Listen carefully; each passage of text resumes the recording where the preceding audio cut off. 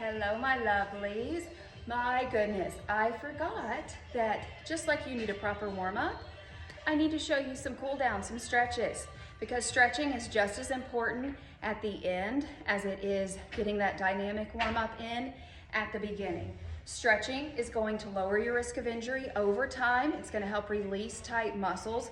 If you start to work out, obviously, you know, your muscles start to feel tighter and you're sore.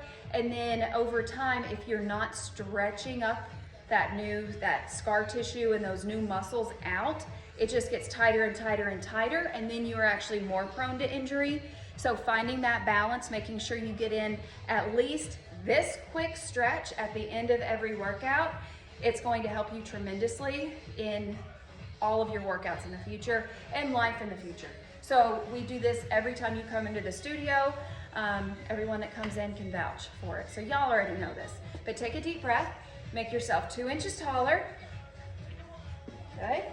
And then lean over to one side, kind of pulling on an arm. It does not matter which side you start with because we're for balance here. So what we do to one side, we must do to the other. Unless we're out of balance, we do things a little different. Switch sides.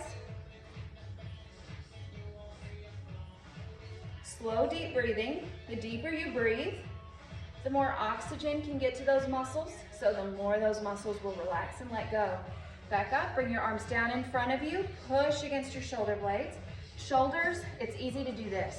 Drop them down, drop down, and push back. Good, twist to one side.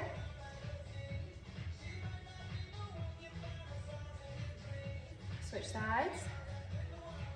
When you are trying to figure out, okay, do I need to do a whole yoga session? Well, of course. But as long as you're holding each stretch for at least 3 deep breaths, then you will get all the benefits. Good, now bring your arms up, bend one elbow, use the other hand to pull back. If your flexibility, you're limited here, you can just push back this way. Switch sides. Keeping knees soft. It's easy to lock out and then you might feel dizzy, so keep your knees soft. Good, bring your arms down to a T position. So you see how my thumbs are up, stretch back. Now keep that T, but turn your thumbs down. You'll feel that stretch move. Good, bring your hands behind you.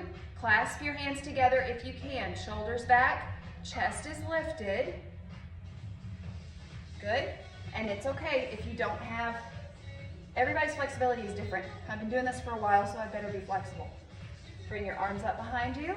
It's okay if they don't go up that high. Good, knees are soft. When you're ready, tip forward at the waist, keeping your belly button pulled in. Your knees are slightly bent. Let your arms come up behind you, and they may not be coming up this far. If this is extremely uncomfortable, bring your hands to your back first, and then down to the floor.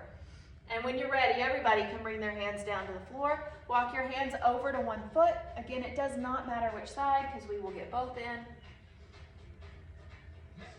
Slow, deep breathing. Switch sides.